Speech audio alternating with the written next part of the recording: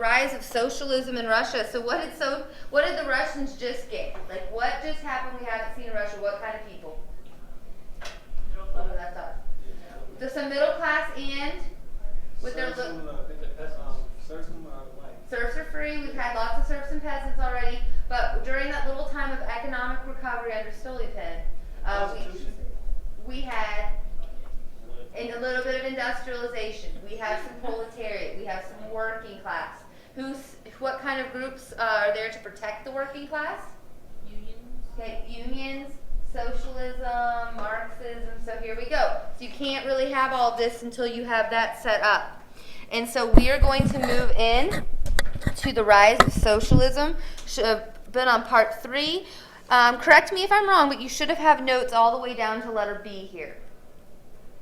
Letter B, where it says by 1903, so 1898, after the Social Democratic Workers' Party was formed, by 1903 we have a debate among socialists, and in 1903 the Social Democrats or Social Democratic Workers' Party was split into 2 factions, so this is where we get that divide. I just want to see with a preview question here, what kind of wars happen when you have 2 different groups of people in one nation and they don't like Civil War. Okay, so we're heading. She's like, wah, cha, quiz bowl master. Yes, we did get it on the recording. It is there forever. So we're going to lead from the Russian Revolution to a Russian Civil War. Okay, so that's kind of where we're headed. No spoiler alert. It's hard when you guys know most of this because we've kind of been here. But our 2 parties, the Mensheviks, which literally translates in Russian to the minority, and this is where things get a little ironic because the Mensheviks, actually there's more of them. It translates to the minority, but there are more of them. Like if things couldn't even be more confusing. Because did I tell you what's going to happen this lecture last time? All right, so the Russians are still using the Julian calendar. Yes, more. The Mensheviks. But it means minority. So what's happening in Russia at this time is they're still using the Julian calendar, and we're using the Gregorian calendar, and so they're 14 days apart from us. And so sometimes when I say October Revolution, it really was in November on their calendar. So I'm going to try not to make your eye twitch, because sometimes when I'm doing research and so like, is it really October? Is it November? Which calendar are they using? And then what they're going to do after this whole Russian Revolution's over, they're just going to be like, switch calendars, and just like these 14 days disappear into the mist, like they never happened. You know, I'm like, so I tried to type it both ways so that your brain doesn't explode during this lecture. But also the Russians have to throw with this. They named their biggest party a word for the minority. Okay, the Mensheviks. I always think of M, Mensheviks, minority. Okay, but they're actually the most. So MMM. Yeah, the most. The Bolsheviks mean. Bolsheviks means majority, but there were fewer of them. Okay. Yeah, like, come on, Russians. Come on. Let's, get it together here. So Bolsheviks translates to mean the majority, but there were less Bolsheviks than the Mensheviks. So just make sure that you know that. Lenin is going to be in charge of our Bolsheviks. And remember what Lenin said that was different than Marx. And this is how I always remember there are less Bolsheviks. Lenin said that it would only take a small group of elites to start a socialist revolution. And it's true. Okay, so Bolsheviks, smaller group, Mensheviks, the more popular group. At this time, we're going to see that change. So we have a split, we have a faction. So what do radicals do? What do they want? They want change. And how quickly do they want it? Now. Like now, okay? They want it now. They want they want a revolution. Which one of our 2 groups, the Mensheviks or Bolsheviks, which one are the radicals? Bolsheviks. The Bolsheviks, okay? So our Bolsheviks are going to begin planning a revolution, okay? Trotsky and Lenin have been in exile. If you remember, that's kind of where we left off, but they're planning this revolution from exile after Bloody Sunday. Remember, most of our socialists have been sent to Switzerland and then Siberia. So they're in exile, but that doesn't stop them with They're saying... all in exile together. Yeah, they're all, so it gives them like this perfect utopia of planning. They're all in a place where it's safe, where there's not a lot of restriction of the press, so they're building numbers, and so they're planning from afar. Pissed off together. Yeah, they're all pissed off in little places, little cold places together. So Lenin and Trotsky are going to form the Workers' Soviets. It's really just like a council. So they start to create these councils of workers, councils of soldiers, councils of intellectuals. So these little groups, kind of like unions, except for they're not all just focused on the worker. They're kind of like some are focused on working, but some are focused on like the military. Others are focused on intellectuals and education. And so the influence of socialists, soldier Soviets, and other parties and soldiers is really building up before World War I. So you just need to know that this increased rise in the belief in socialism is building steam going into World War I. So we're going to see two stages of our revolution here. We are going to see a February/March revolution, and then October/November revolution. Dang, different calendar using Russians. So February or March of 1917 is our first phase of a revolution. This is going to be causes for the overthrow of Nicholas II. Nicholas II, by the end of this, there's this classic picture, and I forgot to put it on here. By the end of this section, where is Nicholas II during World War I? In the front lines. He's like, I will rally, this war will bring the Russians together. Well, let's forget about the Russo-Japanese War and the Crimean War, and this is it. So he's in the front line. He's left his wife at home to manage things. There's this picture. He has to abdicate his throne like while he's on the front lines because of all these reasons right now. And so it's like, I don't know who took this picture. I should probably hear of it. It's kind of poetic. So he has no throne to go home to. Can you imagine like having to travel all the way back? You had to abdicate your throne while you're on the front lines of fighting war. But he's like sitting on this little tree stump because he has like no throne to like go by. It's like very like, like I know. It's like, I know. If we have a second, I'll Google and pull it up because it's one of those pictures that every time I come across, I'm like, oh, that's just sad. And you're still, you're still there having to fight, like, in front of all your troops. They're probably like, I don't have to respect you anymore, man, but pick up a gun. You know, like, what are you going to do? So, anyway, causes for the overthrow of Nicholas II are right here. How he ends up on the stump. Russia's poor showing in the Russo-Japanese War that I've talked about, this is a reminder several times now, had damaged the regime's credibility and had led to some of those reforms in 1905. Remember, they started to give the peasants a little bit of land. They've let off some steam a little bit since they've created the Duma. We have a little more voting. So they've demanded some reform there. So we're going to see after 1905, widespread discontent with the regime continued due to lack of significant reforms. Because remember, the Tsar takes his word back. He's like, Duma, nope, I'm going to dissolve you twice, and then I'm going to create a Duma with people that can only be elected or chosen by me. So he totally takes back his word. But the most important cause, put a star next to number 3, is the tremendous burden and economic toll on Russia during World War I. It will be the number one most important leading reason for the revolution. I just would write here like the straw that, do kids still say like the straw that broke the camel's back? Is that before okay. Well, I'm like, sometimes I throw out like a metaphor or something and students look at me and are like, what does that mean? So this is the straw that broke the camel's back. World War I is going to crumble the Russia that we've known up to this point. And that is because of massive military casualties and food shortages. We're also going to see the Tsar's leadership during the war was increasingly seen as incompetent. Remember, as I said, you guys already knew because you're awesome. He was off fighting. He left his wife at home. I feel like I've already told all my good Rasputin stories. Which sucks, because they're good. Like the Mad Monk. So she's at home with the Mad Monk while Nicholas... Remember, Nicholas II didn't even want to be Tsar. Remember from our Land of the Tsars? Like, he's just born into that family. He really had no, like, his heart... wife not want to. Yeah, she I was, know. like, super shy. He didn't Yeah, hated, like, public appearance. Yeah, just, like, they didn't choose. They were born into this. And so we're going to see that, like, he goes to fight the front, but he wasn't militarily trained. He kind of is just relying on the fact he was born into a Tsar family to, yeah. So he goes, that would be like me just being like, I was born in Missouri, I know how to fight a border war. Like that is just, he goes out, he's ill-equipped. He doesn't want to be czar. No military training. His daddy, Alexander III, had even called him in like publicly a girly girl when he's yeah. So I mean, we can only. And by all accounts, he was a very, he kind of wanted just the delicate parts of like upper class living. He had no desire to like go to war.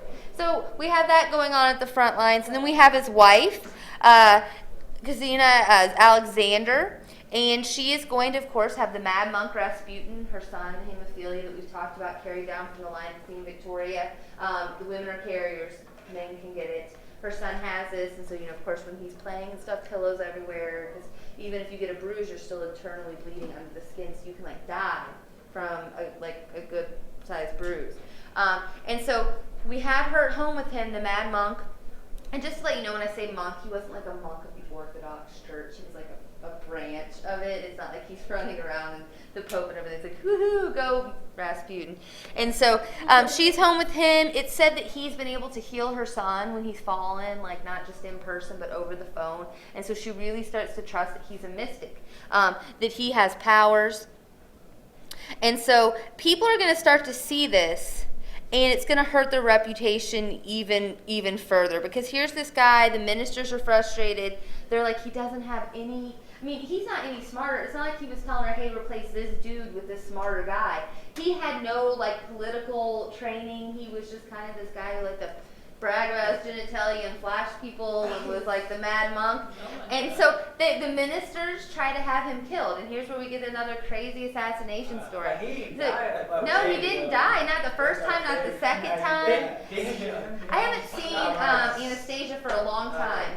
But one of my students said that at the end you notice Rasputin climbing out of the water. Is that true? In the Anastasia? Yeah. I haven't seen since I was a kid yet. Yeah. Well, Okay, so they tried to poison him. It didn't work. They tried to shoot him. It didn't work. Then they threw him under ice. A frozen river, beat him and do him in a frozen But river. then when they drug when his body popped up, his lungs had water, which means he was breathing when he was in the river. Yes. Because he's mystic, don't you know? Yeah. He died right before. Yeah. I count that as your fourth life. Yeah, because if you're he still got beat too. beat, So they thought beat to death. Should have been beat to death. But then people were like, this has been more than one failed attempt. And they gave cyanide enough to kill 4 horses. They weren't messing around even the first time. He actually, it's not like the shot missed him. He was actually shot. So then this adds to the whole is he a mystic and craziness, and was she right? And so anyway, I hate to put my own personal bias into it, he supposedly healed her son, but I don't know. Then when I think about his assassination attempts, I'm like, maybe I shouldn't be so biased about. And so finally they beat him to death, and then somebody has the right mind to go, dude, this is the 3rd time we've killed this guy. You should pull the body up and make sure. And yeah, he's still. And I think there's even some accounts that because he had been breathing even underwater, the regurgitation of the lungs made it look like he was still alive. And I think they pummeled him some more. But yeah, so this guy, I don't know. Rasputin, it's a cool story. It adds to the whole grandness of the story as we come to an end. I think it kind of, Oh, yeah, but it's on the recording, so you've got it. So noble conspirators eventually kill him. Of course, not the first time, not the second time, not the 3rd time. We're going to count that as the 4th time. Emphasis on eventually kill him. And so that is the end of Mr. Rasputin, and we're going to see not far behind that Nicholas has to abdicate his throne. And then not only will the abdication be enough, giving up his throne, we, no spoiler alert, all know, either from the movie Anastasia or history, what happens to the entire Romanov family of Nicholases. Does the little boy live from his hemophilia? After Rasputin dies, does he continue to live? Until he gets a really, really bad injury with the rest of his family, and yeah. Good time. Yeah, good. Yeah. So we're going to come back to all of that at the end because we need to address, a new government. I know I would love to spend the rest of the time on, the myth of Anastasia, but we do have to talk about a new government that has to replace Nicholas as he's going to be abdicated from his throne in a little bit. But first we have to get him totally out. So this hasn't helped. Rasputin's now gone. Wife's at home alone with no like close advisor. The ministers and nobles are against her. Nicholas is away at war. Okay, so now we're going to get the revolution, and it will be centered in St. Petersburg, but it's going to be called Petrograd because the communists are going to change anything that has to do like with the Orthodox Church. They're going to make the socialist cause. So St. Peter is Petrograd is the Russian word for Petersburg. Okay, so we're going to see that, and so what we're going to see is that the revolution, and I want you to stop me the moment that this sounds like something you already heard about. Okay, so the revolution was started by massive strikes in January and February, largely caused by food shortages. Note that, all right, what does that sound like? The French Revolution. Oh, is it for bread? Yes. Yeah. Yeah. We're not gonna, get some cool berry because Russia's so wide open. Deja vu. Yeah. But deja vu, and guess who's leading this massive revolt for bread? Women. Women, yes. So notably, women rioted for bread, and were supported by workers and soldiers. So women was the bravest out of the men. I mean, they had nothing to lose. They didn't Yeah. have anything in the first place. Yeah. So.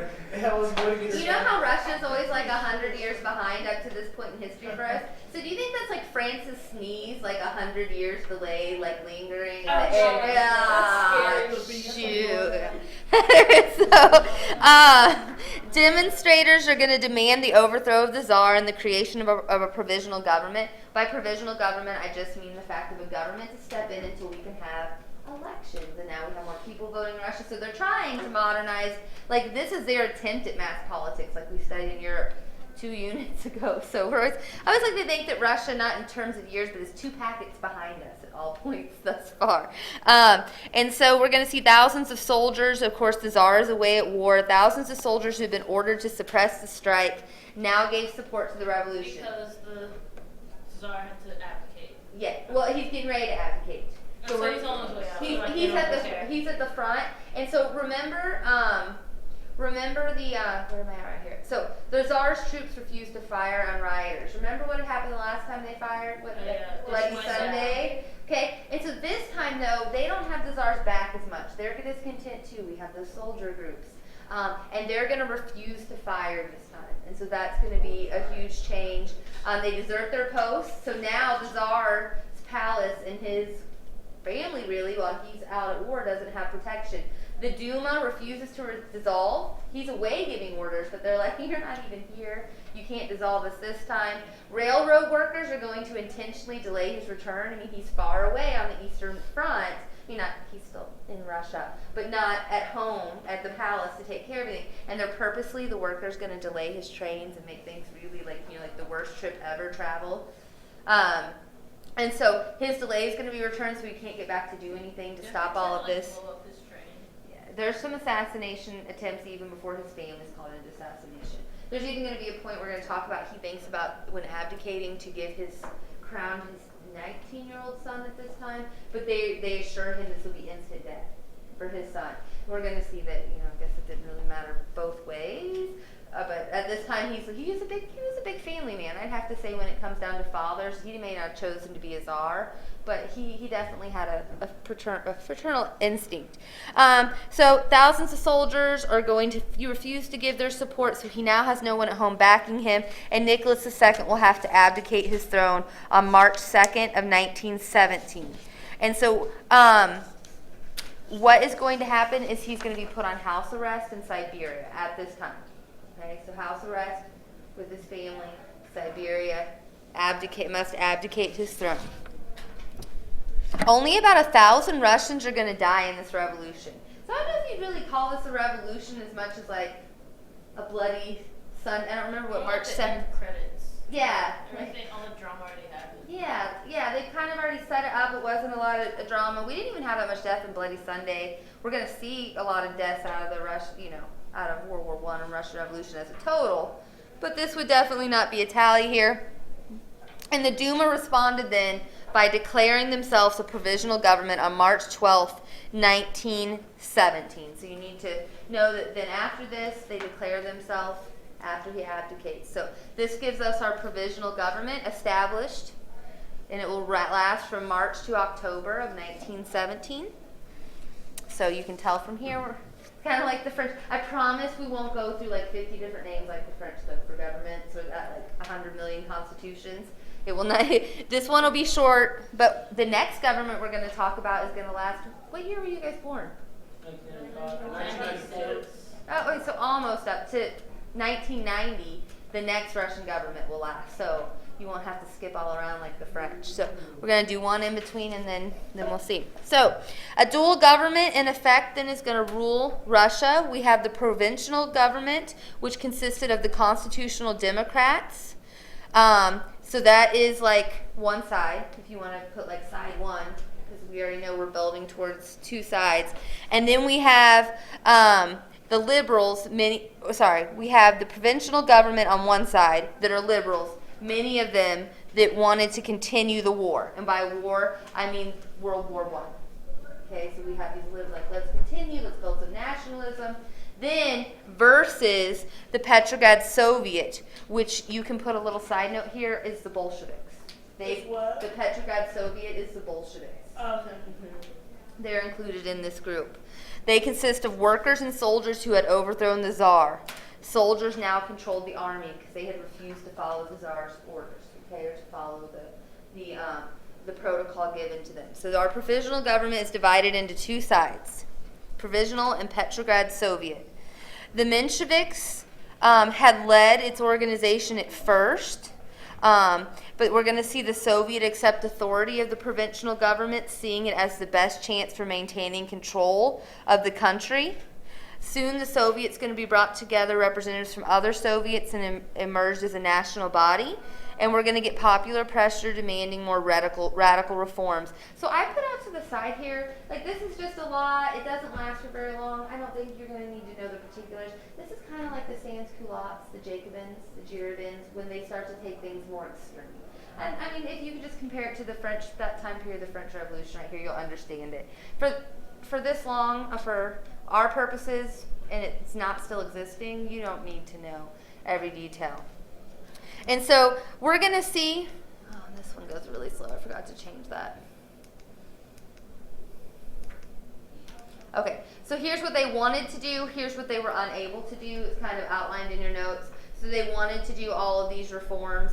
They're going to be unable to do all of these things because they're unable to gain that support, popular support of the Bolsheviks, which we're going to see. But we are going to get a leader of the provincial government at this time. You want to write out to the side here. His name is Alexander Kerensky. He'll become the leader of this impromptu government that replaces the Tsar. This is, you can put a little star, this is the bright and shiny moment of Russian history right here up to this point that we've seen.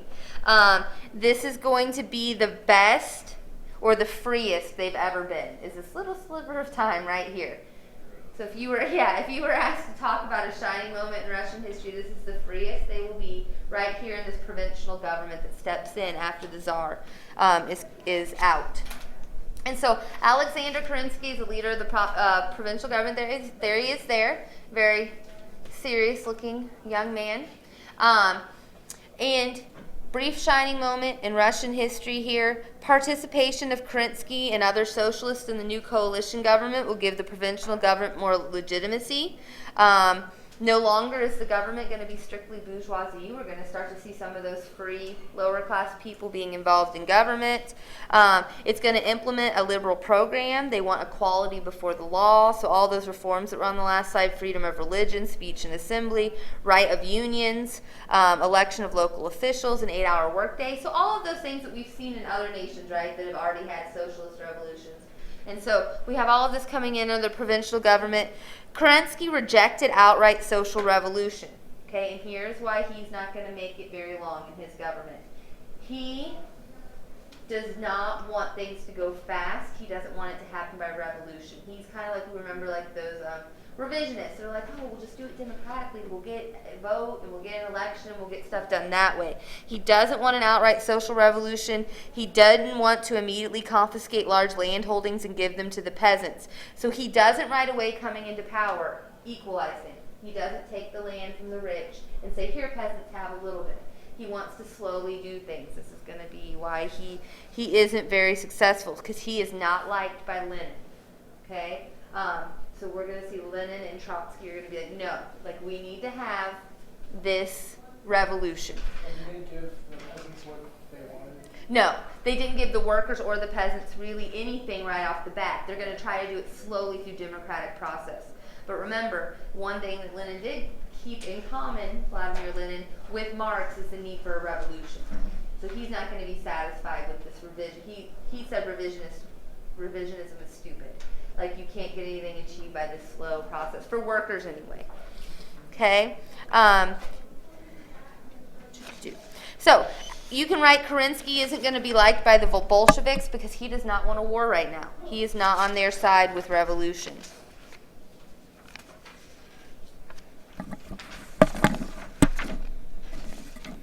Okay, so this is where we get the Petrograd Soviets. In reaction to this, are going to issue Army Order Number 1, March 1st of 1917. Issued by the Petrograd Soviet. It is going to start to replace these military officers that stay loyal to the Tsar. Okay, so as a reaction, because Kerensky said, I'm not going to do anything really liberal or radical, the Petrograd Soviet is going to say, well, we'll start to do some radical things. So they start removing any officers who are still loyal to the Tsar. This is going to lead to the collapse of army discipline. Who holds the power? Who had taken the power during the provisional government? The soldiers, okay? So this is going to undo this very quickly. Removal from military, strip the officers who were still representatives of the Tsar. Soldiers feared that in the future they might be liable for treason against the Tsar, and so this leads to a collapse of army discipline. The Allies are going to recognize the provincial government, hoping it would continue the war on the Eastern Front. You might make a note here. That's France and us.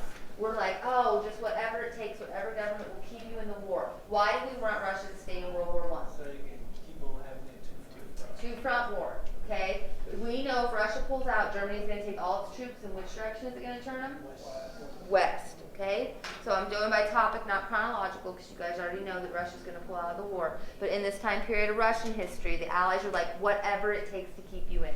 So we're going to support the provincial government. So keep that in mind as we move forward. So anarchy effectively plagued Russia by the summer of 1917. I should just write here, peasants go crazy. This should also sound like the French Revolution. The peasants are going to go kind of crazy here. Numerous nationalities and local governments took matters into their own hands. Russian peasants, like what had occurred in France during the Great Fear, and they began to, remember in the Great Fear we had all those peasants running from noble to noble's house and stealing all their stuff? This is what the peasants start to do in Russia. They're like, you don't give me any land, Kerensky, I'm just going to go take it. And guess what? Your soldiers are being all dismissed, so you can't do anything about it. So they just go out and they take the land. Okay?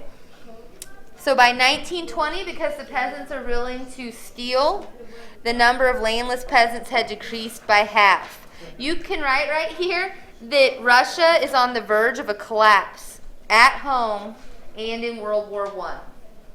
We are on the verge of a collapse at home and in World War I. Okay. And Lenin is still in exile at this point. If you were questioning, well, where's the socialist? He's still in exile. He'll be back. If you were to take a wild guess, so we know that we want this provisional government to work, the Allies. Who would want this not to work? The Germans. And so if you were Germans and you were to be brainstorming right now on how you could tip this balance, what person would you need to get from point A to point B? Lenin and Trotsky from Switzerland or Siberia now to St. Petersburg. Yeah, okay. So, yeah, you guys are brilliant German masterminds. You've just figured out the plan that's going to happen. So, the October Revolution then is going to, October, November, again, for those of you who missed it. They're using a different calendar than we are, so they're 14 days behind, so it's only to make us really confused and not know what month they're in Russia. I think it's on purpose, but that's just me. Let's see. We're on page...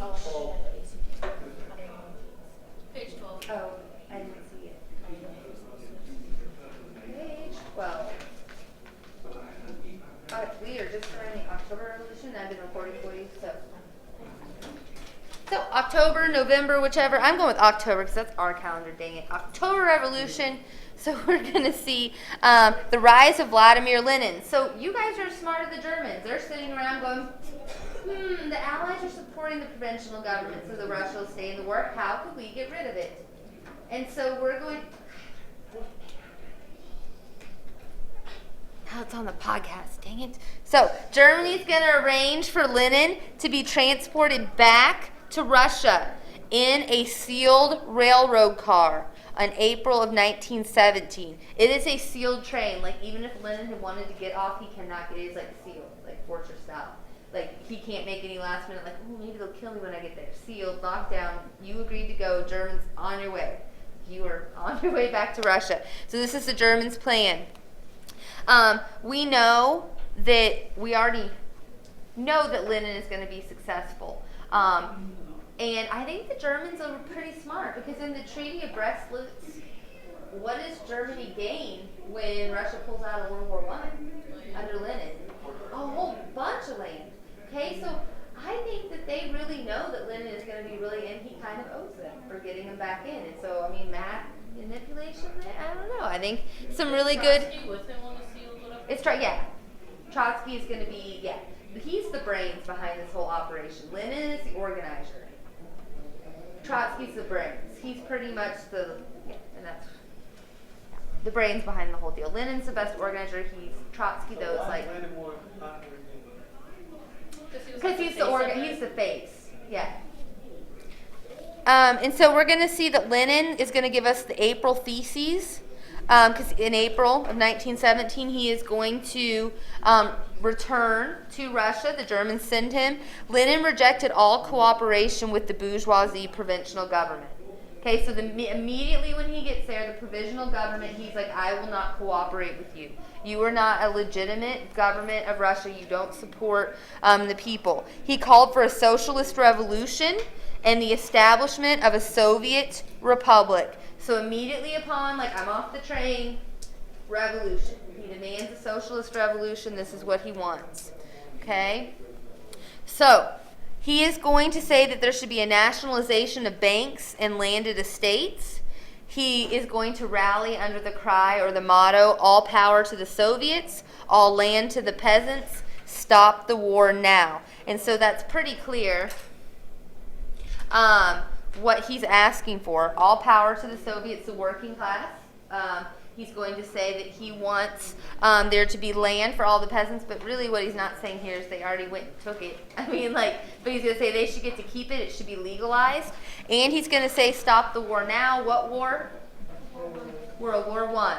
Okay, so he's in favor of pulling that. Lenin believed that a communist revolution could occur even in an industrial backward country such as Russia. We covered this in his beliefs. However, breaking with Marx, he believed that a small professional revolutionary elite would have to force the issue. He considers himself and Trotsky the leaders of this small elite group. Okay? He considers them the leaders. The provisional government is going to seek to repress the Bolsheviks, but are going to be largely ineffective. Lenin will be forced to flee to Finland for some time because the provisional government is going to push back, but he continues to issue directives to the Bolsheviks while he's in exile. So he's been Switzerland, Siberia, now Finland. He's been exiled to, but never threatened with death, just exiled. But he's still running stuff. The Bolsheviks are then going to have, remember how the provisional government promised that election? We're going to get everything all easy peasy and we're going to let you get changes through voting.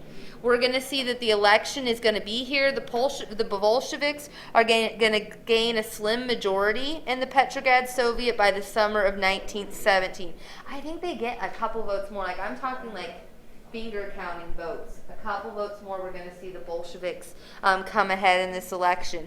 And so now we're going to talk about, because I promised you this government wouldn't be here long, the fall of the provisional government.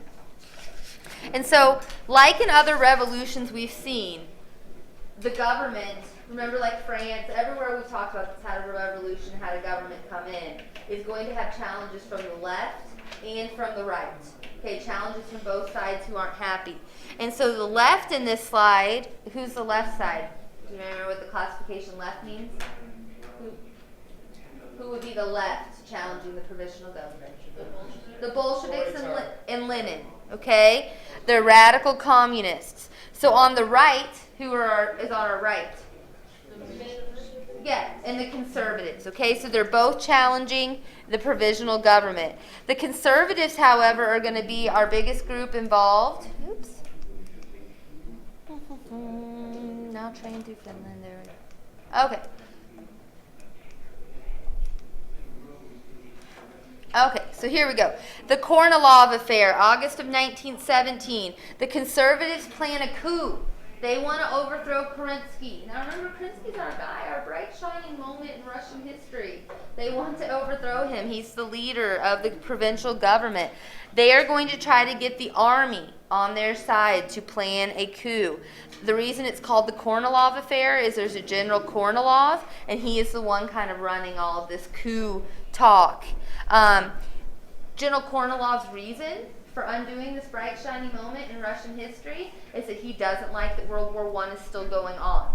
He's not in favor with that. And he says, hey, provisional government, don't you know there's these crazy Bolsheviks running all over the place up and down the street and you're not doing anything about it? You keep exiling this guy. You're not charging him with anything.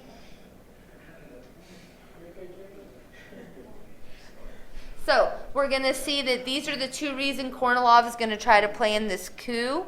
To show how weak, though, I'm not going to say like Kornilov is the guy, like he was going to get away with this. To show how weak the provisional government was, they have to start giving Bolsheviks guns to fight the conservatives.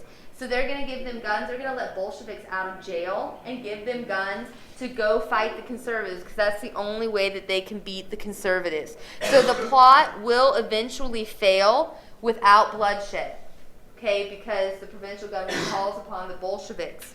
What happens, though, is Kerensky, our leader of the provisional government, is going to lose any credibility he had. He has just hired mercenary Bolsheviks to do his business for him.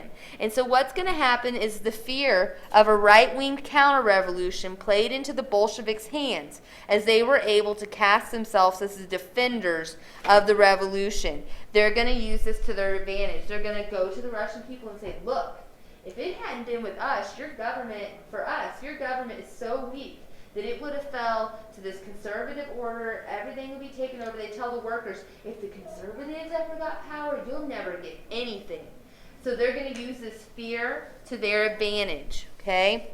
And this is going to lead to Kerensky's ultimate demise because he's going to refuse to end the war and prevent anarchy will lead to the fall of the provincial government. He doesn't do anything to address the Bolsheviks. He gives them guns for crying out loud. And he doesn't end World War I. And so this is going to end this interim period. And so next we're going to get the creation. So Lenin is going to create his new dedicated elite. So bless you. Lenin says there has to be a dedicated elite to cause a revolution. He's going to create this. It is called a Politburo. It's formed to organize the revolution. It includes Lenin, Trotsky. We're going to get to Stalin in just a little bit. And a couple other names that we'll see as we move forward. Just to let you know, every communist nation has one of these. This organized party that runs the Communist Party. So this is created first by Lenin here. So on October 25th, the brains, Mr. Leon Trotsky, is a leader of the Petrograd Soviet and the Red Army. Okay, so he is the leader, although we're going to see that Lenin is going to be our face, our organizer. Okay, so Trotsky sets out. Does anybody know why they call themselves the Red Army?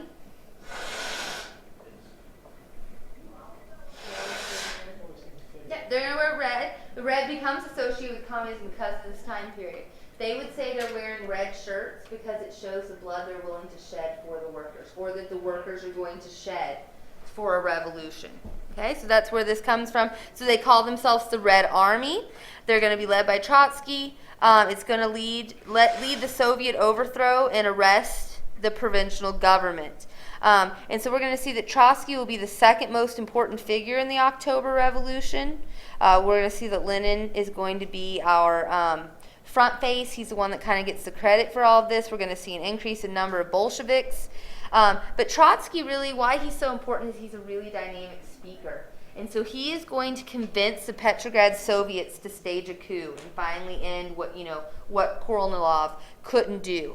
And so we're going to see that on October 26th, the Bolsheviks, who controlled the Central Committee of the Congress of Soviets, will officially take control of the government. So you need to know that. October 26th, during the October Revolution, the Bolsheviks who controlled the Central Committee of the Congress will take control of the government. So that's 1917. 1917. And so you will see October 1917 that we see this transfer of power. And what they're going to do is they're going to come in and say, we really had the power anyway, and so we're going to come in, we're going to take it away from the people who are going to harm you, and we're going to hold elections in a little bit. So they promise elections, like Lenin's like, I will run, as leader. And so they said, we're going to hold the government for a little while until all this crazy is sorted out, and then you can have elections. And, you should elect the Bolsheviks because we saved you from this provincial government. But in the meantime, we're going to arrest all the opponents of the Bolsheviks, including many Mensheviks. This is where we get a secret police called the Cheka. The secret police created in December to eliminate opponents. You're going to see some pretty grisly pictures later. But this is exactly what you think it is. Like anybody who had opposed the Bolsheviks, they'd go missing. At this time, not so secretly assassinated, guns to back of your heads. We're going to start arresting and killing any opponents of Bolshevikism. So they become feared organization with virtually absolute power. And so we still have the elections approaching that we just said that they promised. And so we have new elections for the Constituent Assembly. So here's Lenin's campaign. He promises peace. So he has his own slogan. He promises peace. He means peace with the Central Powers. He promises land. He says, peasants, I know you already stole all of it, but I'm going to give it to you. And he promises the transfer of factories to the working class so they can have ownership. He's also going to promise bread. Okay, so he runs under the thing, peace, land, and bread. I'll get you out of World War I. I'll get you some land. I'll get you some food. The Bolsheviks lose, though. They lose. Only 29% in this election of the vote goes towards the Bolsheviks, because remember, they're still the minority. But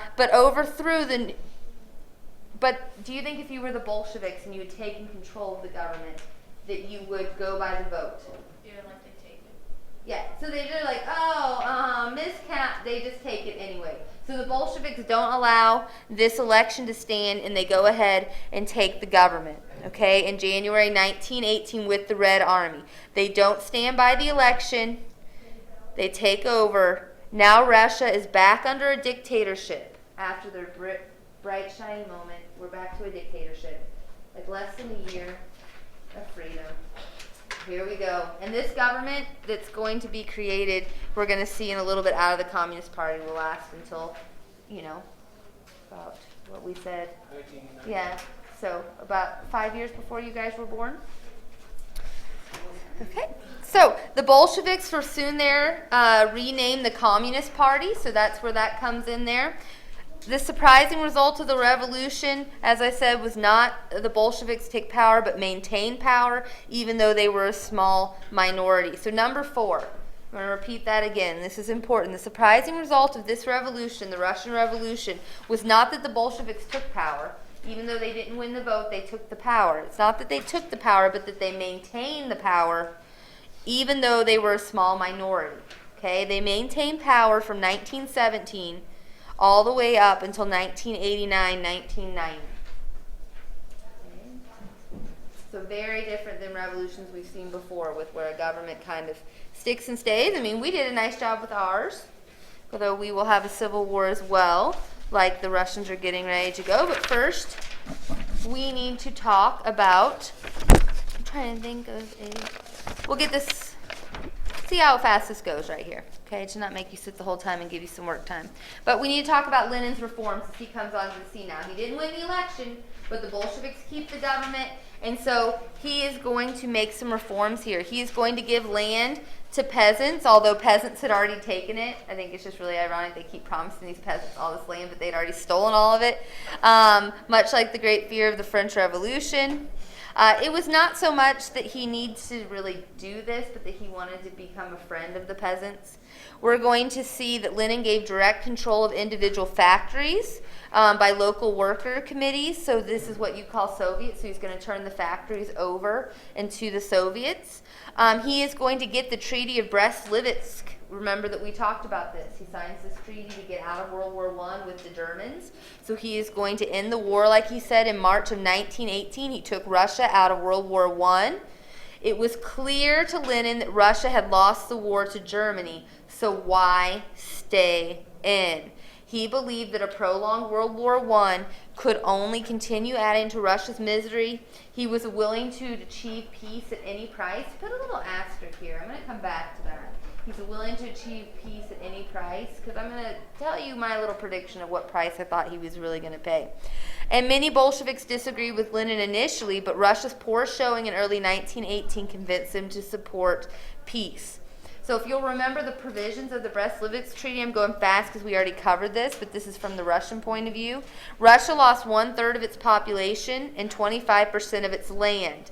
And here's where you can fill in that asterisk. Why would Lenin, as one of his first actions, give up this much of Russia? Less to take care of. But what did Marx and people like Lenin believe? That communism would spread worldwide, and workers of the world would unite. So he does not see this loss of land as permanent. He sees the expansion of communism into these areas and kind of a worldwide movement under him. I don't think he thinks they're gone forever. And communism does spread. I mean, he's not wrong. We're going to see communism spread. We're going to talk about in just a little bit communist nations that still exist, but at the time in history, it becomes a very appealing type of government. And so I think he thinks, oh, it'll be just a minute till this war's over and communism spreads and I'll get all that back. Okay?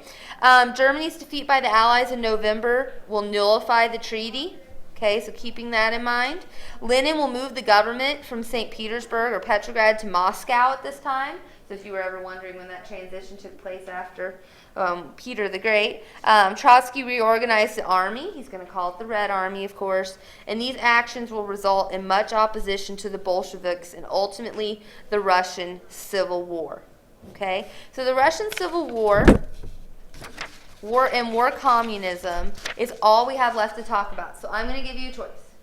We can take a quick bathroom break, get up and stretch, because it's like beautiful outside. It's all like I feel like a cat that fell asleep right now. And we can then come back and just finish this packet and be done with it, and we'll end with Anastasia. Or we can stop, give you the rest work time on your AP packet, and have this part of lecture as well as start a new packet on Friday. Just finish it. Do you want a break to get a drink, go to the bathroom, okay, take a lap. 1. So, we left off with number 6. Lenin taking over. These actions resulted in much opposition to the Bolsheviks and ultimately the Russian Civil War. So I prep you, this is where we started. 2 factions. What's a war called when you have 2 groups of people within your nation? Civil War. Which So, makes no sense. yeah, I know, because it's not. Anyway, so we have the Reds, which are the Bolsheviks. We've already talked about why they're called the Reds, because all the blood they're going to shed for the workers, versus the Whites. And this name is given to the Whites by the Bolsheviks. And the Whites, one of their main flaws is they're composed. They're not like the Bolsheviks. They're not united on ideas. It's really everybody else. Bolsheviks versus everybody else. So they lump everyone in the everybody else category into the name Whites. It included officers of the old army, 18 groups proclaiming themselves the real government of Russia. It had no real leader to organize it or support it. And so you can kind of already start to predict where this is going, okay? So many peasants actually feared the whites because they feared if this whole big group of others, other than the Bolsheviks, came into power, they're going to have to give back all that land they just stole and maybe get punished for it and maybe never have anything ever again. So they thus supported the Reds. They were afraid of that land going bye-bye. Both sides proved to be extremely brutal. So it's not like I'm sitting here going, the Reds, man, they were crazy, killing everybody, but the whites were good. They're both very brutal, both using equal amounts of force and brute in this. Trotsky is going to reorganize the the Reds and the whites are both going to be extremely brutal, and over 2 million people will leave Russia due to this brutality. So we have a massive wave of people like, oh, yeah, getting out, checking out, see you later, due to the revolution and the Civil War.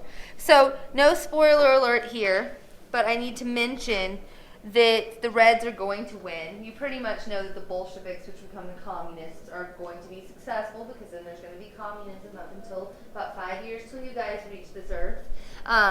So one of the main reasons, though, is why I'm mentioning it here is I want you to really, really focus in on that unorganized part. Okay, unorganized, no real leader. Could have been very different if we had those two things. And so if you remember, this is just a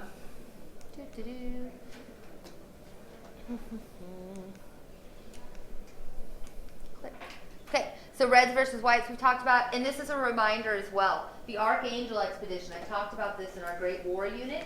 This is where the Allies come to aid during this Civil War. And who would we back, Reds or Whites? Whites, okay? We don't want the Bolsheviks to take powers. We're hoping to get Russia back into World War I. We take the side of the whites. We're upset that Russia has pulled out and made this war a one-front war instead of a two-front war. And so if you remember when we talked about we send in help and all kinds of troops and all kinds of ammunitions to try to help the whites, but they're not organized, they don't have a leader, so it doesn't go well. I mean, you can just pretty much cement the bad relationship that we have coming out from here, then post-World War II, all the way through the Cold War that's going to last through the 80s from this event. They're always going to say, well, you didn't like Bolshevik communism then, what makes us think you're going to like it now? So it develops this tension that will feed into the Cold War. And we're going to see that the Russian communists will never forget or forgive the fact that they have been invaded by the U.S. and the Allies after being on our side and merely have to remove themselves because of conflicts at home. Okay, so this becomes like a sticking point. I remember when. And so here's some of those pictures. Here's the Cheka, the private police force and the executions of people who opposed the Bolsheviks. Here's lining of bodies of people that have opposed the Bolsheviks. And then this book called The Red Army, based on Bolshevikism during the Civil War. Just some visuals there for you. And why those are on this slide is we're going to see what is known as war communism come out of this. Now, this isn't much different than, remember we talked about socialism was being used in World War I, even by the Allies, to control all the economy, to make sure you're like restricting certain foods, and you have everybody working in factories, and war jobs are increased. But in Russia, this is going to be called war communism. They are going to take total control of their economy to help the Civil War, or the Bolsheviks are, okay? This is the earliest form of socialism in the Soviet Union. It applied a total war concept to the Civil War, meaning that every person had to be involved. It declared that all land was nationalized, so the Bolsheviks have taken over all land. The state will take control of heavy industries and end private trade. It will force peasants to deliver food to the towns, so that land that they had just taken, and the Bolsheviks were like, it's going to be yours. They now have to crop so much to bring food into the city people, so you're starting to see where this is going with socialism and communism. Here's the Cheka again, the secret police hunting down and executing thousands of opponents, such as the Tsar and his family, and other enemies of the proletariat. And this time period is called the Red Terror. Kind of like the Great Terror, but called the Red Terror. It is named and started by Lenin. Someone's going to try to assassinate him, and he's going to go kind of like flip out crazy and be like, you going to try to take me out? I take all of you out. And like sends the police out and like all these executions, including Nicholas and his family. So Nicholas II and his family are going to be killed at the hands of the Bolsheviks, at the hands of the communists in 1918. There's all kinds of controversy about this assassination. It's always held a place of myth, kind of in history as far as Anastasia goes. And I think once I tell you like the story, you're going to understand where this all came from. And you can keep whatever you believe about Anastasia. I will not ruin that for you. I'll try not to. I think maybe. Anyway, you hold on to your beliefs and your faith. Anyway, here's for the whole family. And so what happens is they're in exile, they're in house arrest in Finland, and so the communist revolutionaries, the Civil War, Red Army, are going to have some people implanted, and they're going to ask the family to go all into this room. And they're telling them, though, we're going to it's for a portrait. And so you can see, like in a portrait with a family this size, you'd have to pretty much line up and be all in one area. And this is, I mean, it's kind of like good idea. I wouldn't have thought of doing this. Like, why get posed for a picture? So they would be kind of posing like this, and they're actually going to be preparing them for assassination. Okay, and the ladies, yes. The girls had the family jewels. I'm getting ready to say that. Don't steal my thunder. So the girls have the crown jewels because Nicole knows. Have the crown jewels all strapped to their body, like like think of those waist. Have you guys traveled and people are like, you have to wear those waist belt things with your money? So they have it like in waist belts. And so first of all, for the shooters, right, Nicole, it gets kind of crazy because bullets are bouncing and ricocheting and cutting through other people's because they're bouncing off these jewels. And so it kind of feeds into the mystery of did everybody get shot in this circumstance. And so they're going to proceed with the shooting. The girls are trying to hide all the jewels. They're hoping to get out with their lives. Other people got exiled and made it back. And so we have all of the jewels here. They're shot at them. The girls are wearing these belts. It's jumping all over. And what's going to happen is they're not really thinking about what to do with the bodies. It's not like there's this mass grave or this big secret. They're not really afraid of people knowing that they've killed the Tsar and his family. And so they just kind of like dump them into a ditch. It's not like a big deal. We're going to talk about some dates where these bodies are found. But one body, they say, never resurfaced, and that was Anastasia's. And so then it goes on, well, the bullets were bouncing. Did she actually get shot? Was she just, when they gathered up the bodies, was she just thrown with the pile of bodies and like acting dead, or just a little bit injured? And there's been all kinds. Yeah, how old is she? Was it 12? She's not the youngest, 12. There's a younger girl below her. Nicole, do you know her exact? I think she was 12. Her brother's 19. I think she was 12 or 11. Yeah, these are some of the latest pictures of her. So, I mean, kind of she looks grown up because of the dress here.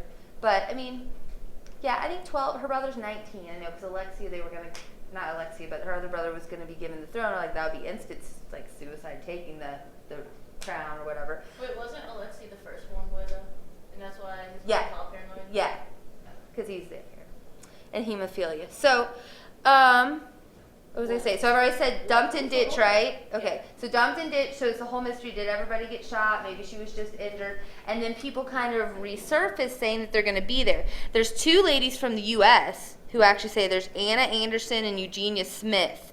So Eugenia Smith is going to say that she is Alexander. She's going to they're going to prove that she's not in two ways, just long story short. First, they do a handwriting test in the 1960s, and they're saying just by the way that she wrote and from things that they have written that it couldn't be her, the handwriting, so that could kind of, she's a lot older. But then when DNA comes about, she's like, no, I would not like to take one of those DNA tests, please. And there's still people that believe that she might be. There is Anna Anderson. She actually will take the DNA test. I heard that she was so convinced, I don't know, was she really? I'm not going to be biased, but so convinced that she was like, I'll take the DNA test. She took it, she failed, but there's still people that think that she is Anastasia. but then to compound this story, yes, ma'am. And then what I was going to say about when all the bullets were bouncing off the girls, some of the soldiers were screaming, saying to God, because they weren't sure why he was doing that. It's like, oh my God, what are we doing? This kind of freaking out. Do like this. And so they kind of stopped. They were freaked out and kind of just tried to get the whole thing over. So they're just going to say that maybe they weren't paying attention, or maybe you didn't want to be that soldier guy that picked up that girl and said that she wasn't dead, and didn't want to, after all that craziness went. So there's all kinds of theories what happened in the room. But then the Tsar's remains are going to be found in the 1980s, 1990s. It's around there, right after the end of Cold War-ish time period, like when we were like let Russian news back into the United States. We're gonna see the Tsar's body is found, and then February 2009. If you don't want your bubble burst, you can close your ear cuffs. In 2009, they're going to say that they have produced DNA of every single person in the Romanov, Nicholas's family, and that they were all there and accounted for.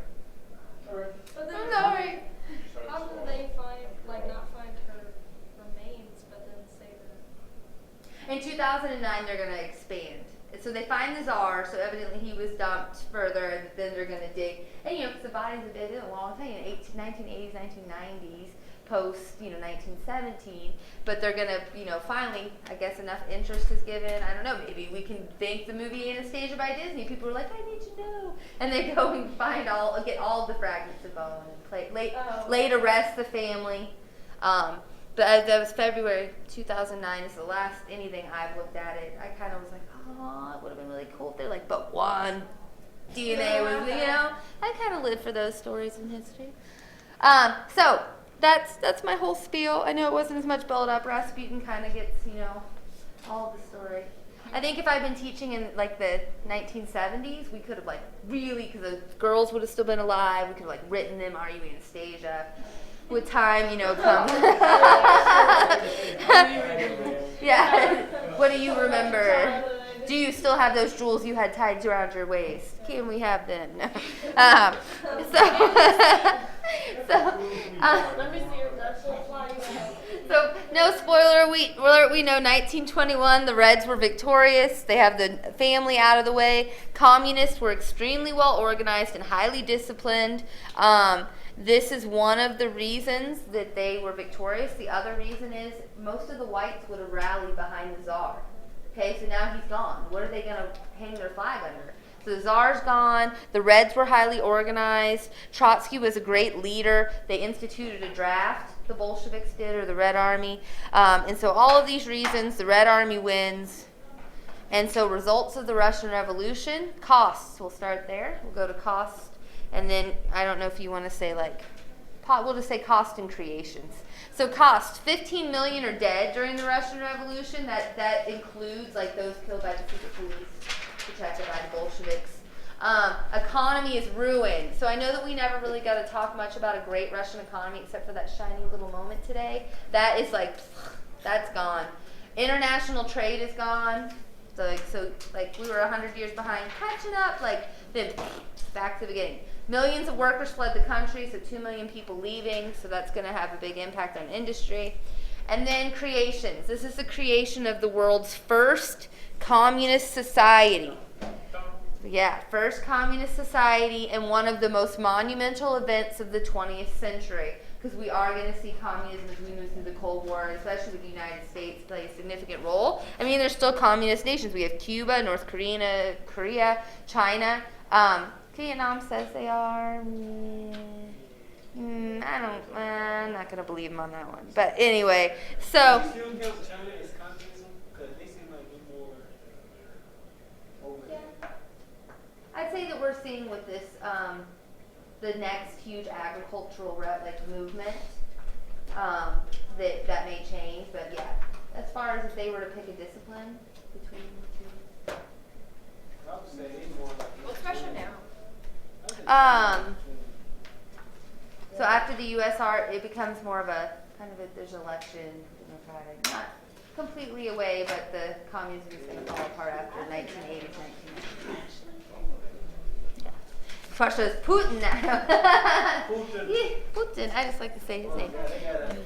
They got pictures of Putin look like.